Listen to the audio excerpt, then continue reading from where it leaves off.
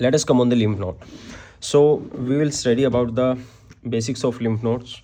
So lymph node, it is a secondary lymphoid organ. तो lymph node में basically immune generation कैसे होता है ये चीज़ हमें समझनी है, और what is the structure of lymph node, anatomy क्या है इसकी, हिस्टो क्या है, ये सारी चीज़ें हम देखेंगे इसमें. So lymph node जो होता है basically this is the main structure that you should know. It is a kidney shaped structure. It is a kidney shaped structure, and this is the hilum part and this is the outer part. This is the convex part of the spleen and this is the concave part of the spleen. ठीक, जो convex part होता है it is made up of the capsule, और जो capsule होता है ना this is the inner extension of capsule in the medulla side of the spleen. Okay, so basically the spleen is having parts like cortex and then paracortex and the innermost part is the medulla. तो cortex और medulla में divide होती है. cortex further जो है outer cortex और inner cortex होता है. outer cortex जो होता है this is the outer cortex and the inner cortex is also called as paracortex, and सबसे innermost part जो होता है that is called as medulla. Okay, so basically the cells which are present in spleen are, सबसे पहले जो outer cortex के अंदर cells है these are your B cells, group of B cells present होते हैं, and in the paracortex these are the group of T cells, and in the innermost area that is medulla you will find the plasma cells. Okay, so hilum के अंदर क्या होता है, artery अंदर की तरफ जा रही होती है, वेन्स बाहर की तरफ आ रही होती है. और दूसरी चीज़ आपको याद रखनी है, जो कॉर्टेक्स ये this is the outer cortex, जो कैप्सूल होता है ना यहाँ पे आपकी जो ग्रीन वाला एरिया दिख रहा है, जूम इन भी करता रहिए जहाँ पे मैं वो पेन रख रहा हूँ. ठीक है, देखो ये जो ग्रीन वाला एरिया है दीज आर द आर्टीरियोल्स, क्या बोलते हैं, sorry these are afferent lymphatics. ठीक है, these are afferent lymphatics and these are the efferent lymphatics. तो लिम्फेटिक्स का जो फ्लो होता है वो कुछ इस तरीके से होता है, पहले ऐसे आएगा और यहाँ से निकलेगा. जो लिम्फेटिक्स का फ्लो होता है वो ऐसे होता है. This is the efferent lymphatics, यहाँ से एंट्री हुई, उसके बाद कैप्सूल के नीचे वाला area that is called as subcapsular sinus, इसको बोलते हैं साइनस. जो लिम्फेटिक्स अंदर की तरफ उन्हें साइनस बोलते हैं. तो यहाँ से एंट्री हुई लिम्फेटिक्स की, इसको बोलते हैं सब कैप्सुलर साइनस. पहले यहाँ से जाएगा फिर यहाँ से जाएगा fluid. This is called as your trabecular और कॉर्टिकल साइनस. ठीक है, ट्रेबिकुलर और कॉर्टिकल साइनस. उसके बाद यहाँ से जो लिम्फ आएगा वो अंदर की तरफ आएगा, और ये जो साइनस इस सबसे अंदर मेडुला के अंदर है these are called your medullary sinus. Okay, तो this is the flow of lymphatics via spleen. Now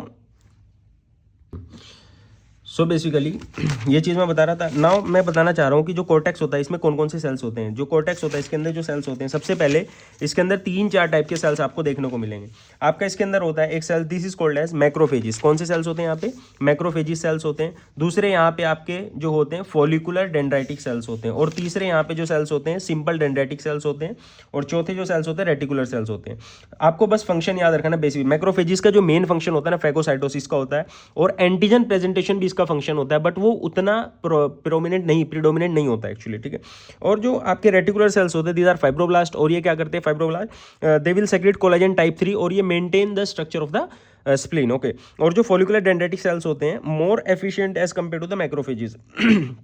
और जो फॉलिकुलर डेंड्राइटिक सेल्स होते हैं एक्चुअली ये एफिशिएंट ज़्यादा होता है मैक्रोफेजिस से, प्लस ये एंटीजन प्रेजेंटिंग सेल्स नहीं होते. फॉलिकुलर जो डेंड्राइटिक सेल्स होते हैं इनका जो मेन काम होता है ये क्या करते हैं, जो एंटीजन होता है ना उसको होल्ड करके रखते हैं up to years. Actually they can hold it and it they keep stimulating our immune system. मतलब हमारे इम्यून सिस्टम को कंटिन्यूसली बहुत स्लो लेवल पे, एक मिनिमम सब ऑप्टिमल लेवल पे ये जो है ऑप्टिमल लेवल पे आपका मेंटेन करके रखते हैं. ठीक है, वो फंक्शन हो गया फॉलिकुलर डेंड्राइटिक सेल्स का. दे इनगल्फ एंटीजन, और जो आपके एंटीजन प्रेजेंटिंग सेल्स जो होते हैं उनका जो काम होता है actually how do they present the antigen, they engulf the antigen, internalize it and kill it and then process antigen with the class 2. Okay, T and B cell. और जो डेंड्राइटिक सेल्स होते हैं these are the simple dendritic cells. इनका जो main काम होता है ना their main function is to present the antigen. Okay, that is MSC2 में प्रेजेंट करते हैं, और इनका सेकेंडरी फंक्शन होता है फैगोसाइटोसिस. ठीक, ये हो गया आपका डेंड्राइटिक सेल. तो ये 4 टाइप के सेल्स आपको कॉर्टेक्स के अंदर देखने को मिलते हैं. ठीक, उसके बाद आ जाओ, this is the group of cells that are present in outer cortex. मैंने बताया था बी लिम्फोसाइट्स जो होते हैं, और जो group of cells that are present in the inner cortex और paracortex these are called your T lymphocytes. And उसके अंदर और जाएंगे तो वहाँ पे आपको मिलेंगे प्लाज्मा सेल्स. ओके, नाउ इसमें जो बेसिक कॉन्सेप्ट आपको बताना चाह रहा हूँ वो ये, जब भी इम्यून जनरेशन होना होता है, ठीक है, जब भी कोई एंटीजन आया और वो कॉन्टैक्ट में आएगा बी सेल्स के, तो B cells they will start proliferating. तो बी सेल्स के जो एरियाज होते हैं ना they will further segregate into 2 part. जो अंदर वाले सेल्स होंगे वो लार्ज होते हैं और प्रोलिफरेटिंग सेल्स होते हैं. मतलब बी सेल्स भी आपके कुछ प्रोलिफरेटिंग हो जाएंगे, वो बीच में आ जाएंगे और लार्ज हो जाएंगे.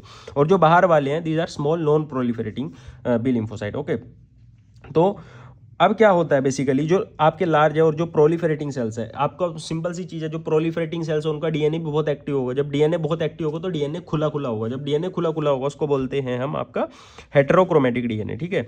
और जो आपके नॉन डिवाइडिंग सेल्स होते हैं, नॉन प्रोलिफरेटिव सेल्स, उसमें जो डीएनए होता है अंदर की तरफ डेंस होता है, इसको यूक्रोमेटिन बोलते हैं।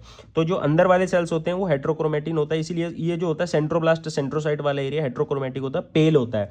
तो जो बी सेल्स होते हैं अंदर की तरफ से क्या होते हैं, पेल होते हैं, क्योंकि अंदर की तरफ जो होते हैं वो डिवाइडिंग सेल्स होते हैं, प्रोलिफरेटिंग सेल्स होते हैं।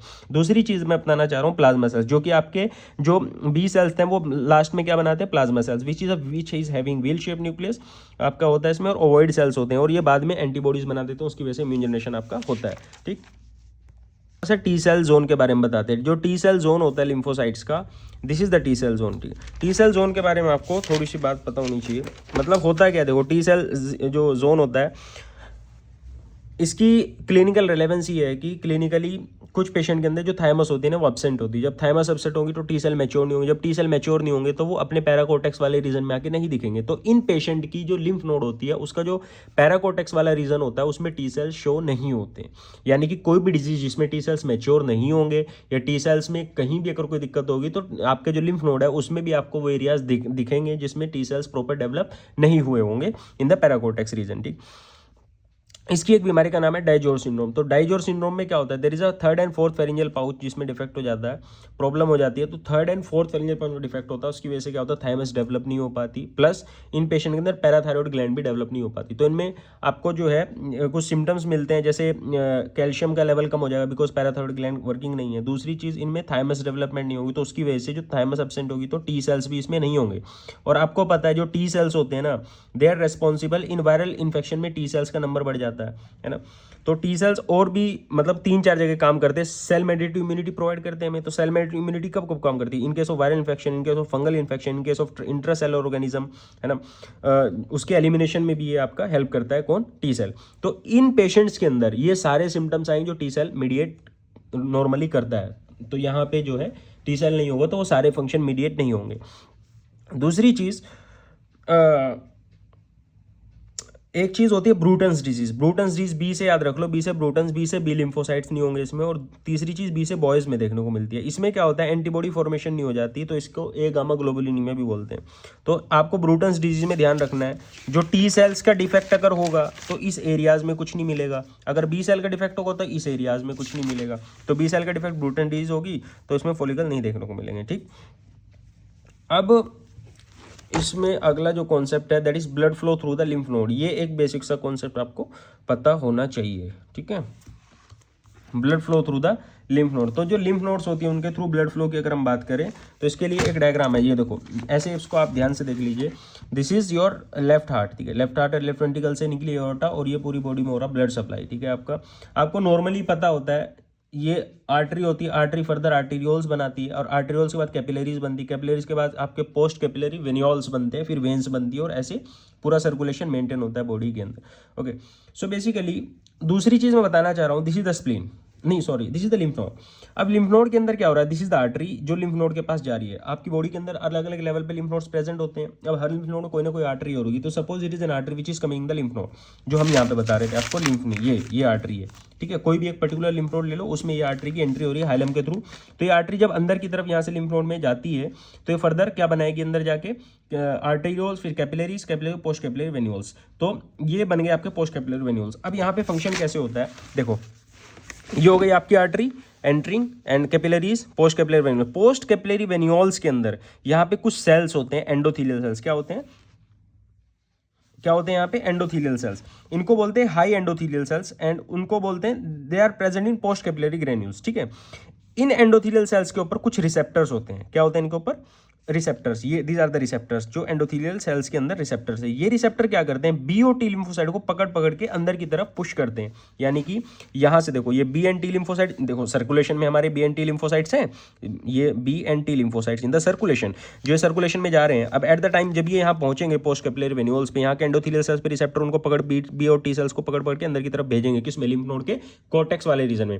अब देखो जो बी लिम्फोसाइट होंगे आपको पता है वो कहाँ जाएंगे, कॉर्टेक्स वाले पार्ट में, ये यहाँ पे आ जाएंगे बी लिम्फोसाइट, और जो टी लिम्फोसाइट होंगे वो इनर कोर्टेक्स में आ जाएंगे। इनर कोर्टेक्स में आपके तो B T lymphocyte inner cortex में और बी लिम्फोसाइट आउटर कोर्टेक्स में, ऐसे ये आके अपने अरेंज हो जाते हैं यहाँ पे आके। This is the basic mechanism. उसके बाद होता क्या है, जब भी आपका कोई इन्फेक्शन होता है, क्या होता है, इन्फेक्शन। अब ध्यान से सुनना, फॉर एग्जाम्पल पेशेंट के अंदर कोई एंटीजन पड़ा हुआ, एंटीजन मतलब आता कैसे एक्चुअली, यूजुअली सर्कुलेशन होता कैसे है आपको पता है, ये आर्टरी है, ये आर्टीरियोल्स हैं, ये कैपिलरीज है, वेनोल्स है।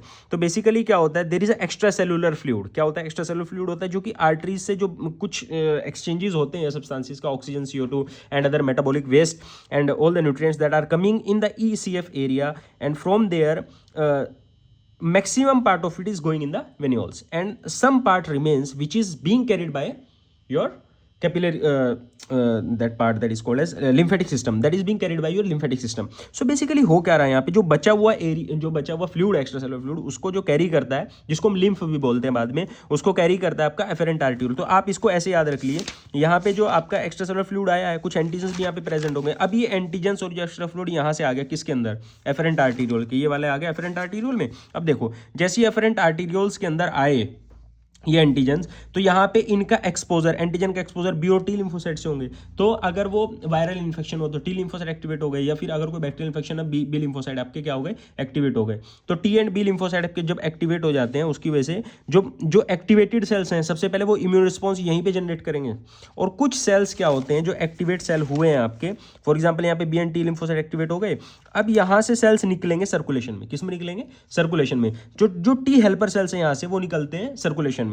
जो टी सेल्स यहाँ से सर्कुलेशन में निकले वो जाएंगे आगे किसमें, आपकी मेन सर्कुलेशन में जाएंगे। और यहाँ से जो इम्यून जो सेल्स हैं टी सेल्स, वो जाके जितनी भी बॉडी के अंदर लिम्फ नोड्स हैं आपकी, जहाँ जहाँ भी लिम्फ नोड्स होंगी वहाँ पे जाके ये टी सेल जो कि एक्टिवेटेड टी सेल्स हैं, सबके पूरे के सिस्टम को जाके क्या कर देंगे, इम्यून सिस्टम को एक्टिवेट कर देंगे, पूरे सिस्टम को जाके अलर्ट मोड पे डाल देंगे कि हमारी बॉडी के अंदर कोई एंटीजन आया है। और अगर ये एंटीजन इसकी कॉपी है, टी सेल जाके उसको सीधा ऐसे दिखाएं कि ऐसे इस टाइप के एंटीजन है। अगर इस टाइप का कोई भी एंटीजन आपको कहीं भी दिखता है तो immediately generate an immune response against that, ठीक है, और उसको फटाफट किल कर दो। This is the whole mechanism about that. दूसरी चीज इसमें कुछ नॉर्मली वो दिखा, देखिए नॉर्मली क्या होता है, ये और ये दोनों एरिया आपके क्या है, प्रोमिनेंट दिखते हैं। बैक्टीरियल इन्फेक्शन में क्या होगा बच्चे, ध्यान से सुनना, this is the B lymphocyte, जो बीच वाले सेल्स हैं वो ज्यादा प्रोलिफरेट कर रहे हैं, जो कि आपका हाइपरक्रोमेटिक वाला एरिया होता है। तो यहाँ पे ये ज्यादा आपको प्रोमिनेंट दिखेगा, ये कम प्रोमिनेंट दिखेगा। In case of viral infection जो टी वाला एरिया है वो ज्यादा प्रोमिनेंट दिखेगा। In case of Bruton's immunodeficiency disease, Bruton's immunodeficiency हमें पता था कि बी सेल्स में डिफेक्ट हो जाता है, तो बी सेल वाला आपका एरिया अच्छे से नहीं दिखेगा, नीचे वाला अच्छे से दिखेगा। उसके बाद है combined problem, skid, severe combined immuno deficiency syndrome. इसमें क्या होता है, न बी सेल न टी सेल कोई भी डेवलप नहीं होता है, तो उसकी वजह से दोनों एरिया आपको कैसे दिख रहे हैं, एकदम जीरो। उसके बाद डाइजोर सिंड्रोम में क्या होता है, डाइजोर सिंड्रोम हमें बताया पहले से, आपको जो टी सेल्स है वो डेवलप नहीं हो पाते, थायमस डेवलप नहीं हो पाता, तो उसकी वजह से टी सेल नहीं बनेंगे, तो ये वाला एरिया आपको नहीं दिखेगा, ठीक है। ये आपको एक चीज इसमें बतानी थी। तो ये बेसिक्स है आपका लिम्फ नोड का। Thank you very much.